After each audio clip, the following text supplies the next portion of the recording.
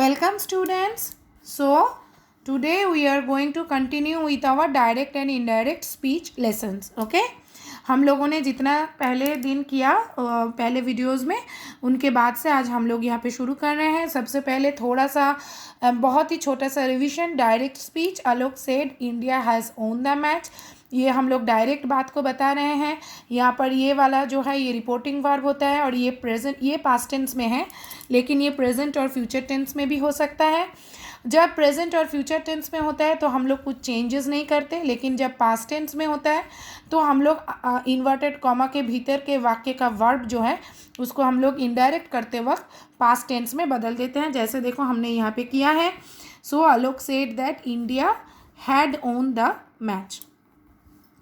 आज हम लोग देखो शुरू करने जा रहे हैं थोड़ा सा इंटरोगेटिव सेंटेंसेस से. थोड़ा सा इंटरोगेटिव सेंटेंस कैसे करते हैं हम लोग देखते हैं. देखो इंटरोगेटिव सेंटेंस सबसे पहले हम लोग ये पढ़ेंगे कि इंटरोगेटिव सेंटेंसेस जो हैं वो दो तरह के होते हैं. कैसा? एक होता है जिसमें क्वेश्चन जो है WH वर्ड से शुरू होता है. WH वर्ड यानी हु, वेयर, हुम, व्हेन, हाउ, व्हाट, इन सारे जैसे शब्दों से जनरली हम लोग जानते हैं कि ऐसे शब्दों से ही सवाल किए जाते हैं. दूसरा होता है जिसको हम लोग कहते हैं येस नो क्वेश्चंस. ऐसे भी हम लोग इन क्वेश्चंस को कहते हैं येस नो क्वेश्चंस. एक्चुअली ये जो है ये हेल्पिंग वर्ब से शुरू होते हैं. कैसे शुरू होते हैं? हेल्पिंग वर्ब से. जैसे देखो हम लोग हेल्पिंग वर्ब किसको कहते हैं? जैसे इज़ है, आर है, हैज़ है, हैव है. हाँ, तो ऐसे शब्दों से कभी कभी हम लोग सवाल करते हैं वर्ब, ऐसे वर्ब से. तो ऐसे वाले सवालों को हम लोग कहते हैं येस नो क्वेश्चंस. क्यों हम लोग येस नो क्वेश्चंस कहते हैं? क्योंकि इनका उत्तर अगर तुम लोग चाहोगी तो देखोगी कि हमेशा हाँ या ना में आता है. Are you happy? तुम या तो येस बोलोगी या नो बोलोगी. Have you done your work? या तो येस बोलोगी या नो बोलोगी. हैज़ ही कम? या तो येस बोलोगी या नो बोलोगी, है ना. तो इसलिए इनको हम लोग येस नो सवाल या येस नो क्वेश्चंस हम लोग कहते हैं. तो ये WH सवाल को बदलने का और ये येस नो क्वेश्चंस को सवाल को बदलने का नियम थोड़ा सा डिफरेंट है. उसके लिए हम लोग आज इसी से शुरू कर रहे हैं video. This is very important. Direct indirect speech में एक बहुत ही महत्वपूर्ण जगह लेता है इंटरोगेटिव वाक्यों को चेंज करना. और इंटरोगेटिव वाक्यों को चेंज करने में उनमें इम्पॉर्टेंट है इन सवालों को अंतर समझना कि WH से है कि नहीं है. अगर WH से है तो कैसे करेंगे, अगर नहीं है तो कैसे करेंगे. देखो she said where are you going.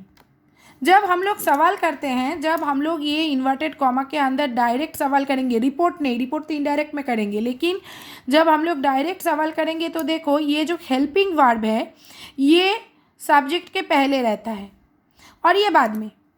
हाँ, हमेशा ही ये देखोगी. हाँ, वेयर डू यू लिव, देखो यू बाद में है, ये पहले है. तो ये, लेकिन जब हम लोग इसको इनडायरेक्ट करेंगे तो देखो इनका जगह जो है बदल जाता है.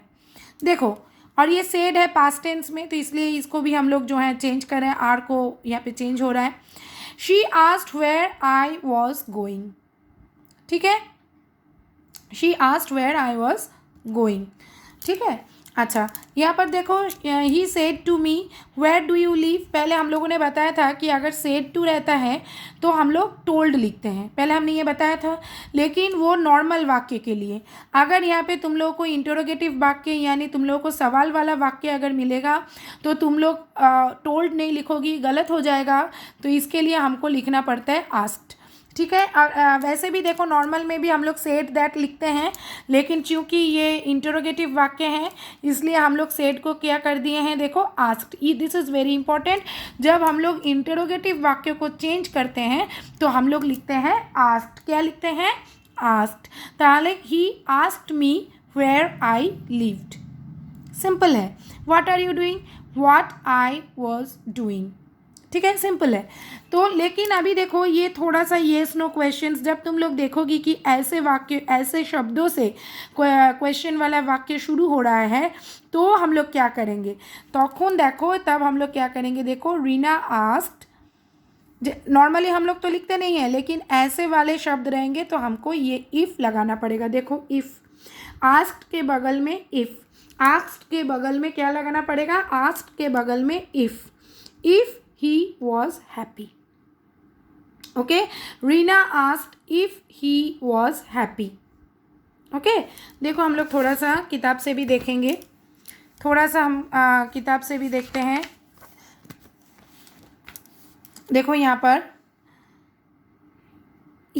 She said to me how old are you, she asked me, said asked में बदल गया, आस्क्ड मी हाउ ओल्ड। देखो यहाँ पे पहले आर है, बाद में यू है, लेकिन मैंने कहा था जगह बदल जाएगा, तो हाउ ओल्ड आई वॉज। ठीक है, आई वॉज। देखो my father said to me what is troubling you my child. My father यहाँ पे सेड टू है, लेकिन हमने आस्क्ड लिखा। My father asked me what was troubling me. ठीक है, अब बोलोगी मैम ये क्या लिखा गया है? ये अफेक्शनेटली तुम लोग लिख भी सकती हो, नहीं भी लिख सकती हो, लेकिन यहाँ पे मतलब थोड़ा प्यार से, पापा कह रहे हैं ना, माई चाइल्ड बोले हैं तो वो बहुत प्यार से पूछ रहे हैं, तो इसलिए ये भाव जो है, ये वाक्य का भाव समझाने के लिए हम लोगों ने यहाँ पर इन शब्द का इस्तेमाल किया है। ओके, अब देखो थोड़ा सा, ये देखो बदल गया, WH वर्ड नहीं है, हेल्पिंग वर्ब वाला आ गया है। देखो तो देखो यहाँ पे क्या होता है, I said to Gopal have you found out your mistake, I inquired of Gopal. अगर ये वाला याद नहीं भी रहता है तो आस्क्ड लिख सकती हो, अगर ये वाला याद नहीं भी रहता है तो आस्क्ड लिख सकती हो। आई इंक्वायर्ड ऑफ गोपाल या फिर I asked Gopal if, this is important, ये लगाना ही पड़ेगा क्योंकि यहाँ पे WH वर्ड नहीं है। If he had found out his mistake, have had में बदल गया, if he had found out his mistake. हम लोगों ने ये पहला दिन पढ़ा है कि किस तरह से कब योर किस में बदलता है, नहीं बदलता है, ये आगे वाला दिन में हम लोगों ने पढ़ा है आगे वाले वीडियो में। तो इसलिए यहाँ पर चूँकि ये गोपाल से बात हो रही है, लड़का है, तो इसलिए यू ही में बदल गया और योर जो है हिज में बदल गया। I said to the bookseller, can you show me some good story books? I asked the bookseller if, this is very important, यहाँ पे can है इसलिए this is very important, if he could show me some good story books. can क्या हो गया? could, past tense में हम लोगों ने ये पढ़ा हुआ है। ठीक है, अभी देखो ये वाला हमने कहा था कि इस वीडियो में हम लोग ये वाला चार्ट करेंगे। तो देखो ये डायरेक्ट स्पीच में ये सारा चीज़ रहता है, तो ये इनडायरेक्ट में किस में बदलता है, दिस इज़ वेरी इंपॉर्टेंट। तुम लोग इसको स्क्रीनशॉट ले सकती हो, स्क्रीनशॉट लेके अपने कॉपी में लिख सकती हो, मतलब लिखना ज़रूर क्योंकि this is very important. This या दीज रहेगा तो दैट या दोज हो जाता है, here there now then ago before today that day, tonight that night, yesterday the previous day या फिर the day before, tomorrow the next day या फिर the following day, last night the previous night, next week the following week. ये वाला chart is very important, this chart is very important, इसको ज़रूर ध्यान में रखोगी। जैसे देखो यहाँ पे एक वाक्य दिया गया है, the receptionist said the principal is busy today. Receptionist ने कहा कि प्रिंसिपल आज बहुत बिजी है। आज वो तो कह रही है ना, डायरेक्ट में कह रही है आज, लेकिन जब हम रिपोर्ट करेंगे तो क्या लिखेंगे, the receptionist said that the principal is हो गया वॉज बिजी। अब टुडे किस में बदलता है, देखो today today today that day में बदलता है, सो टुडे बदल गया दैट डे में। Direct, they said we saw this place 3 days ago, हमने ये जगह 3 दिन पहले देखा है, ये डायरेक्ट में है। इनडायरेक्ट कर रहे हैं, they said that they had seen, यहाँ पे है ना सॉ, ऑलरेडी पास्ट टेंस हमने पहले पढ़ा है कि अगर बाहर रिपोर्टिंग वर्ब पास्ट टेंस में है और अंदर वाला वर्ब भी पास्ट टेंस में है तो इनडायरेक्ट करते वक्त हम लोग हैड लगा के लिखते हैं, तो इसीलिए यहाँ पे हो गया हैड सीन, दिस हो गया दैट, प्लेस 3 days अगो किस में बदलेगा, before, so 3 days before. Okay, this ये वाले चार्ट को बहुत इंपॉर्टेंट से याद करना क्योंकि ये बहुत ही इम्पॉर्टेंट है। एक दो और सेंटेंस देखते हैं। देखो, the old woman said to her son I love you very much. The old woman told, यहाँ पे सेड टू है इसलिए told. The old woman told her son that she loved him very much. यहाँ पे you हो गया him, क्योंकि ये सन को कह रही हैं। अगर डॉटर को कहती तो क्या होता, her. You said I am feeling very happy today. You said that, ये यू है, लिसनर स्पीकर है, हाँ, और स्पीकर अपने लिए कह रहा है तो बाहर में स्पीकर यू है, तो आई किस में बदलेगा, you. You were feeling very happy today किस में बदल जाएगा, that day. So you were feeling very happy that day.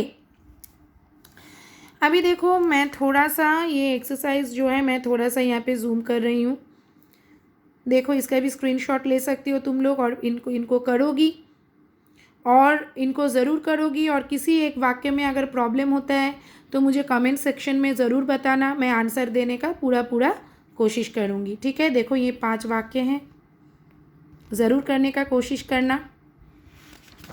Next देखो, यहाँ पे 3 और वाक्य हैं उसी एक्सरसाइज के, 3 और वाक्य हैं उसी एक्सरसाइज के, ज़रूर करने की कोशिश करो। एनी प्रॉब्लम प्लीज़ मुझे कमेंट सेक्शन में बताओ। ओके, हम लोगों ने क्वेश्चन वाला हिस्सा भी आज किया है, so please try to do these sentences as well. 5 ही दे रही हूँ, है बहुत सारा, है एक्चुअली 12। चाहो तो ये भी कर सकती हो, स्क्रीनशॉट ले लो।